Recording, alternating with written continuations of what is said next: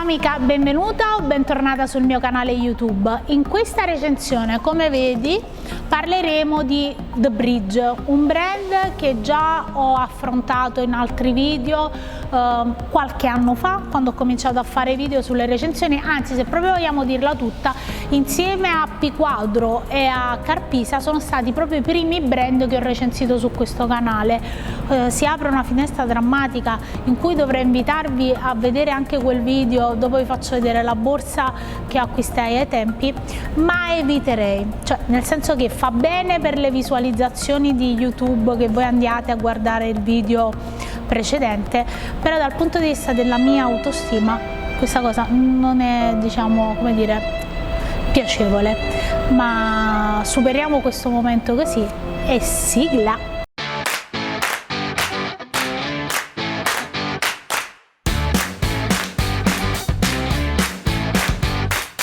Per evitare che a qualcuno venga voglia di vedere l'altra recensione, io la borsa la faccio vedere in questo video qua.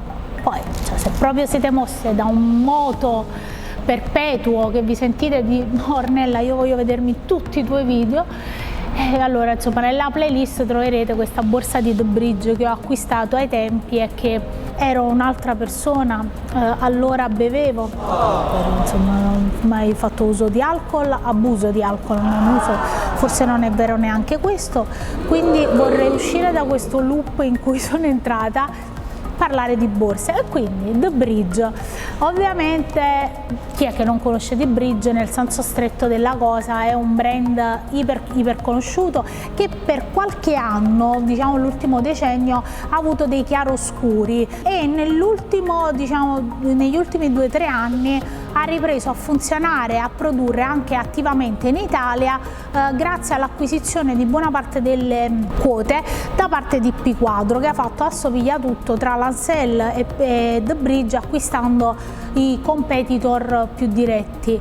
The Bridge mantiene la sua linea classica, il suo stile, è la classica borsa da lavoro per chi deve dire insomma c'ho la borsa da lavoro, anche perché tutto il mood del brand è proprio impostato da questo punto di vista, proprio sul scusate, sento un po' caldo con tutte queste luci addosso, è impostato in pratica sul classico, comunque sulla cartella, intesa la cartella da lavoro proprio in senso classico.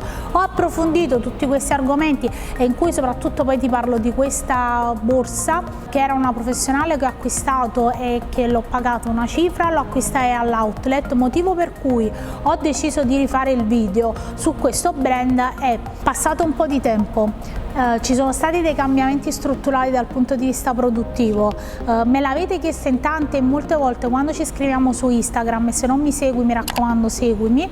Alcune di voi mi hanno suggerito di guardare le nuove creazioni di The Bridge, sono diventate un po' più moderne da certi punti di vista, mantenendo tutto quello che è classico nell'ideologia di The Bridge, e per di più insomma di guardare tutte quelle che erano state le innovazioni, considerato poi che questo prodotto qui l'ho comprato in outlet, il che non significa che deve essere un prodotto fallato. È ovvio che magari qualche difetto in più ce l'ha anche solo perché sta all'outlet, anche se questo modello che avevo comprato era un modello Pininfarina, quindi una serie limitata, e me la tengo stretta perché nonostante tutto, che è pesantissima, ma io ho fatto anche un video dopo l'utilizzo, è una signora borsa. Poi guarda qui, perché l'ho utilizzata sul trolley, quindi è andata via, ma sarà un ottimo test per pulirla e risistemarla. Dal punto di vista strutturale è fatta ultra bene. Ma adesso parliamo di questa borsa qui. Ho approfittato dei saldi, sono andata a vedere adesso online ed è ritornata a prezzo pieno. Io l'ho pagato a 275 euro, la borsa costa 550 euro, quindi ho fatto un altro affare.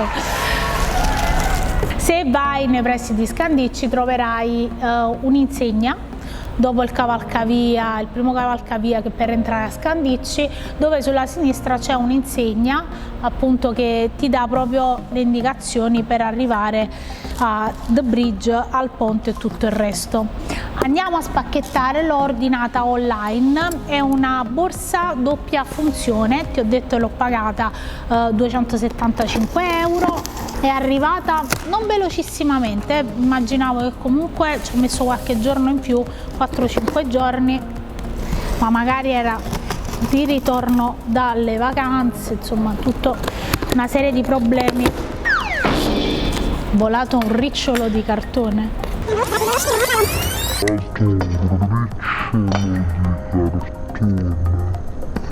L'ho spacchettata e tutto. Approfitto per dirti che questo video non è sponsorizzato, la borsa l'ho acquistata io e il brand non mi paga, ma se vuole produrre e pagarmi per produrre le sue borsette, io sono qui.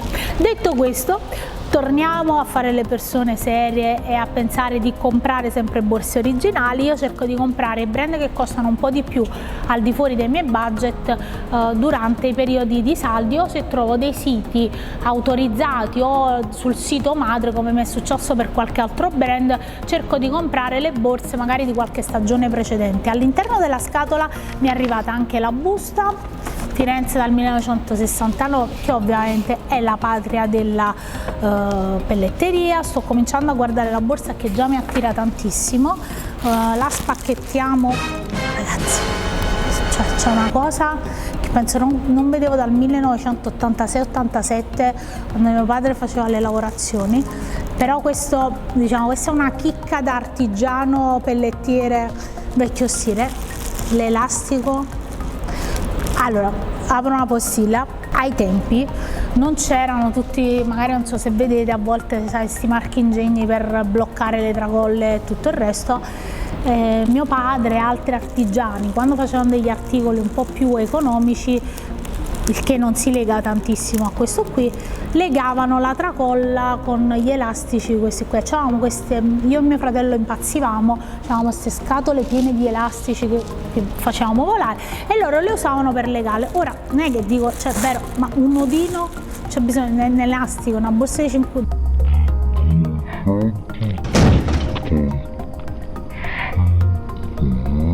Mi sono uccisa. La maledizione dello spirito della logistica, madonna mia. Vabbè, tornando a noi, sento già l'odore di pelle. Ovviamente non mi piace la plastica e non mi piace l'elastico, però questo già l'ho detto, non ne capisco il senso, devo essere sincera, sia della plastica che dell'elastico. C'è la flanellina e questa è la borsa, completamente di pelle, bella grande. Sono curiosa di vedere dove l'hanno prodotta, però farei vedere, cioè qua hanno bruciato il filo è rimasto nero, perché quando si brucia il filo sia con la bruciafili che con l'accendino, ma mi auguro che non sia l'accendino perché si faceva veramente 60 anni fa, rimane questo se non viene fatto bene. Bene, c'è anche, penso sia una macchiolina di tintura, oppure hanno sbagliato a buttare dentro con la punta questo filo di cotone. Tolto questo, che devo andarmi a sistemare perché effettivamente è bruttina sulla patta davanti questa cosa, sto guardando un po' i dettagli, proprio c'è, che ha fatto il controllo, una lite con... Andiamo ad aprire la borsa, che ha questa apertura qui, fatta in questo modo. All'interno c'è la tracolla, è made in Italy, almeno dice così. All'interno c'è il prodotto da lei acquistato è una creazione originale The Bridge, realizzata artigianalmente con l'impiego dei migliori materiali e della manodopera più accurata.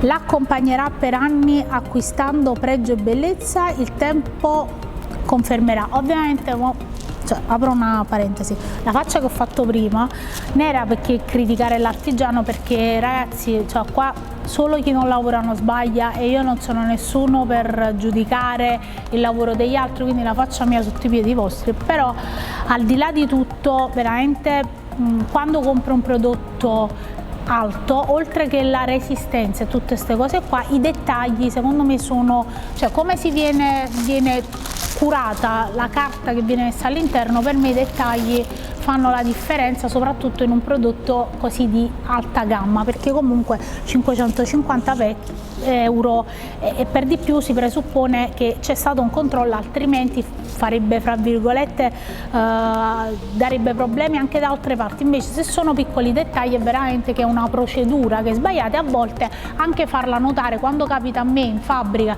che sbagliamo a fare qualcosa ce lo fanno notare e si modifica, quindi io penso che le critiche vengano fatte sempre in maniera costruttiva.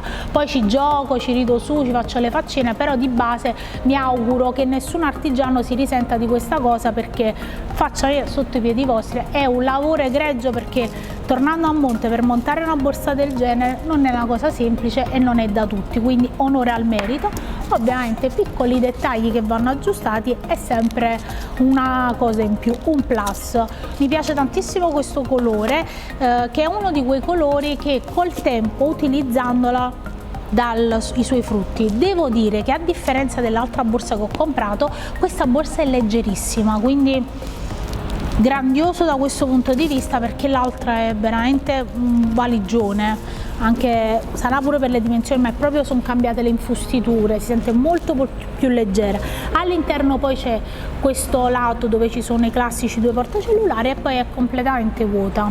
Andiamo a montare anche la tracolla, che mi piace tantissimo perché è completamente di pelle. Faccio notare che la tintura è fatta non bene, benissimo, ultra compatta come piace a me. Le cuciture qua sopra si vedono benissimo, sono fatte ultra bene e la borsa è doppiata, è traforata e qui ci sono praticamente degli inserti in pelle di un altro colore, fighissimo. Quindi leggerezza molto meglio, sembra raperonzolo, leggerezza molto meglio dell'altra volta, rifiniture altrettanto. Passiamo ai voti. Per le cuciture il mio voto è 5, per la tintura il mio voto è 5, per le rifiniture il mio voto è 2,5, per la valutazione qualità-prezzo il mio voto è 4, per la valutazione utilità il mio voto è 4,5. La borsa è promossa, ovviamente mi aspetto che questi piccoli difetti vengano migliorati, anche perché la borsa è ancora presente sul sito, cioè sia in questo colore cuoio giallo, come lo vogliamo definire, che il rosso, però mi affascinava perché questo colore col tempo acquisisce un senso di vissuto che a me fa impazzire, mi piace davvero tanto, quindi la proverò, poi vi racconterò un pochino come sta andando. Sicuramente quello che mi piace e che sono contenta per cui l'ho comprata è la leggerezza e quindi la riempirò dell'impossibile. In questo caso non ci sono limiti di peso, ovviamente per buona norma la testerò, la sbutterò modello camionista e se tu hai provato dei modelli di bridge scrivimelo qui sotto, su Instagram, su Facebook, come fai di solito. Aspetto i tuoi commenti, iscriviti al canale, condividi questo video per darmi supporto e continuare a condividere con me l'idea che bisogna comprare sempre borse originali. Noi ci vediamo al prossimo video, ciao da Ornella! Stavo risistemando la borsa, mettendo nella flanellina e tutto il resto. Voglio farvi vedere, mi hanno mandato la busta, eventualmente dovesse essere un regalo con queste 2 cose.